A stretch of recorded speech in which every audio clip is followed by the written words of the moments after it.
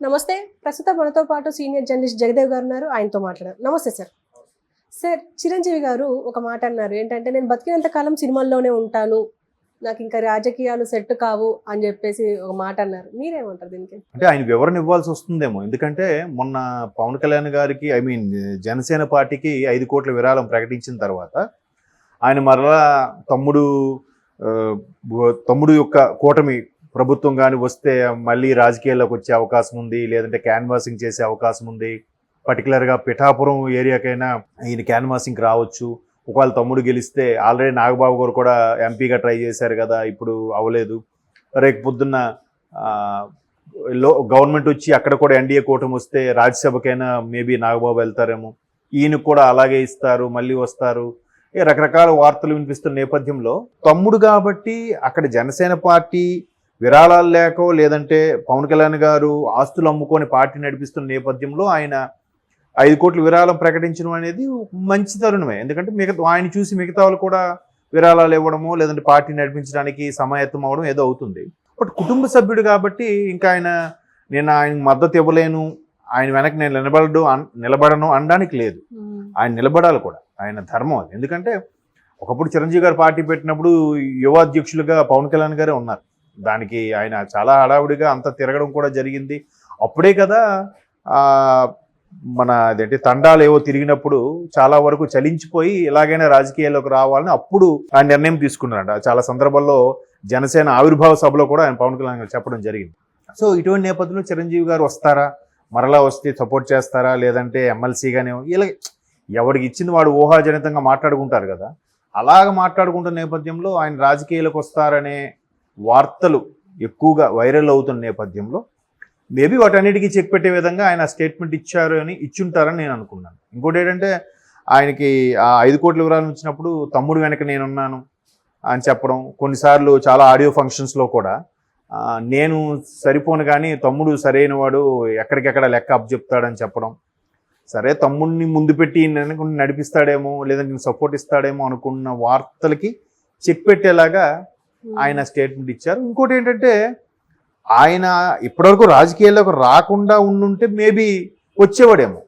But already 2008లో Prajarajyam party అనే ఒక పార్టీ పెట్టి సుమారుగా ఒక 18 సీట్లతో ఎన్నో గెలుచుకొని ప్రతిపక్షంలో ఉంటూ అయినప్పటికి కూడా తర్వాత అనూహ్యంగా చాలా మార్పులు జరిగాయి. కాంగ్రెస్లో విలీనమైపోయింది.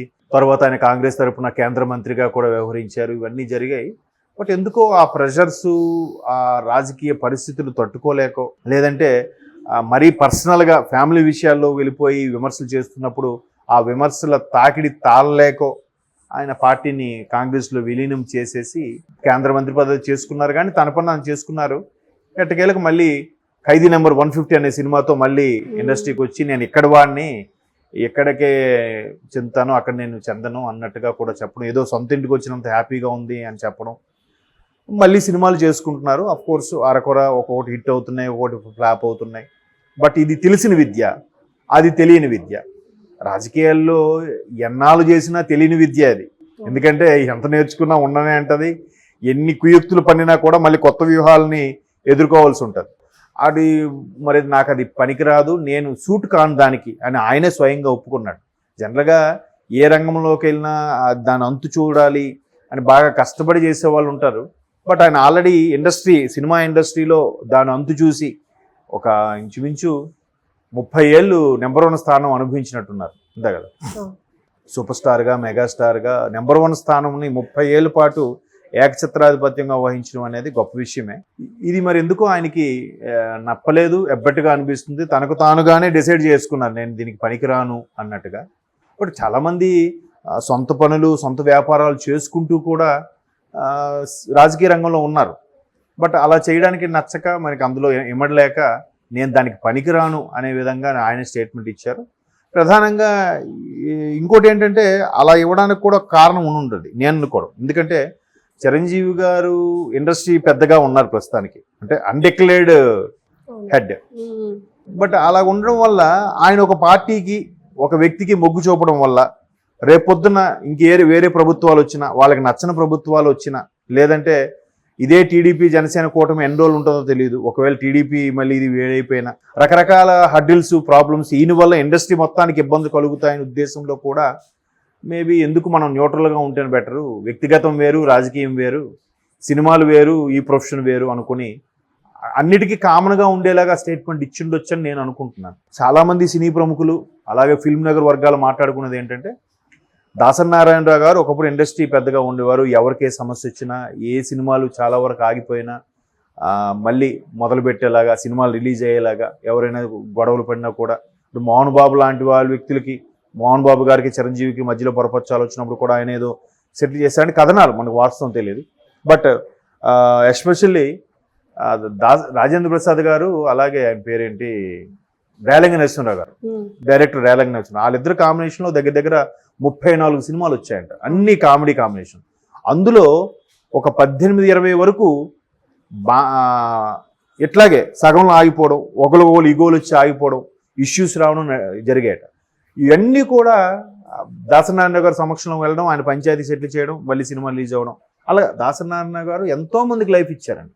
దర్శకుల్లో కూడా బి గోపాలు, రేలంగి నరసింహరావు, కోడి రామకృష్ణ, ఆల్మోస్ట్ అలా రాఘవేంద్రరావు గారు కూడా సమకాలికుడు అయినా కానీ రాఘవేంద్రరావు గారు కూడా చాలా సందర్భాలు చెప్పారు, నాకు నిజంగా ఒక గురు సమాన్ టైపు దాసరి నారాయణరావు గారు, ఇప్పుడు నా తరపున ఆయనే మాట్లాడేవారు అన్నట్టుగా. ఇంకా చాలామంది ఆర్ నారాయణమూర్తి కానీ, శ్రీహరి, మోహన్ బాబు గారు, ఇలాంటి చాలామంది వ్యక్తులకు ఎంతోమందికి లైఫ్ ఇచ్చి ఉన్న వ్యక్తి కాబట్టి ఇప్పుడు చిరంజీవి గారిని ఇన్స్పైర్గా తీసుకొని ఇండస్ట్రీకి చాలామంది వచ్చారు కాబట్టి చిరంజీవి గారిని ఆయన చూసి ఆయనలాగా ఏ బ్యాక్గ్రౌండ్ లేకుండా సూపర్ స్టార్ అవ్వచ్చు అనుకునే వాళ్ళు కొన్ని వందల మంది ఉన్నారు. సో అటువంటి నేపథ్యంలో అతన్ని సినిమాలు చూసి పెరిగిన వాళ్ళందరూ ఇప్పుడు యంగ్ హీరోస్గా చాలామంది అవుతున్నారు. సో వీళ్ళందరికీ కూడా ఆయన ఒక దార్శనికుడిగా ఉన్నారు కాబట్టి ఆయన ఏ స్టెప్ తీసుకున్నా వాళ్ళందరికీ ఇంపాక్ట్ పడే ఛాన్స్ ఉంది. ఇప్పుడు మొన్న పవన్ కళ్యాణ్ గారి సినిమా కోసం ఇండస్ట్రీ అంతా ఎఫెక్ట్ అయ్యింది, సినిమా టికెట్లు తగ్గించడం ఇవన్నీ. సో ఇవన్నిటిని దృష్టిలో పెట్టుకొని మేబీ చిరంజీవి గారు సర్లే తమ్ముడు మనవాడైనా న్యాయంగా ఉండాలి కదా, రేపు పొద్దున ఇండస్ట్రీ అంతా ఇంపాక్ట్ పడొచ్చేమో ఎందుకులే అని చెప్పి ఆయన ఇప్పుడు రాజకీయాల్లోకి వెళ్ళనని చెప్పడం, మరోవైపు ఇండస్ట్రీ అందరికీ కాపాడుకునే విధంగానే ఉంది ఆ స్టేట్మెంట్. మంచి స్టేట్మెంట్. అందుకే ఇండస్ట్రీని దృష్టిలో పెట్టుకొని పైగా మరలా ఆల్రెడీ రాజకీయాలంటే వెగటు పుట్టో లేదంటే అక్కడ నేను సూట్ అవునని అనుకునో వెనక్కి వచ్చేసారు కాబట్టి మళ్ళీ వెళ్ళడం, బురదలో కాలు పెట్టడం ఎందుకు అనే భావం వచ్చేలాగే ఆ స్టేట్మెంట్ ఉంది. మంచిదే, ఆ స్టేట్మెంట్ వల్ల అతనికి మంచిది, కుటుంబంలో కూడా ఆరోగ్యకరమైన పరిస్థితులు ఉంటాయి, ఇండస్ట్రీలో కూడా ఆరోగ్యకరమైన పరిస్థితులు ఉంటాయి, ఇండస్ట్రీకి ఎటువంటివి రాజకీయ రంగు పులమకుండా ఉంటుందని అందుకు అలా స్టేట్మెంట్ ఇచ్చారని నేను అనుకుంటున్నాను. Okay sir, thank you.